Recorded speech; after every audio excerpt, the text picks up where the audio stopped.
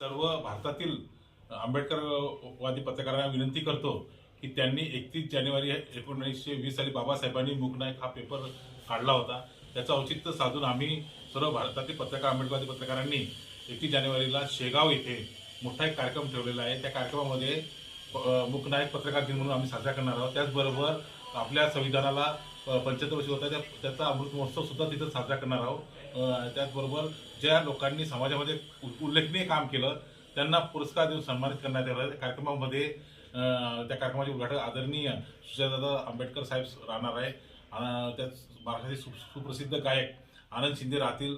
त्याबरोबर सुप्रसिद्ध गायक राहुल अन्विकर राहणार आहे.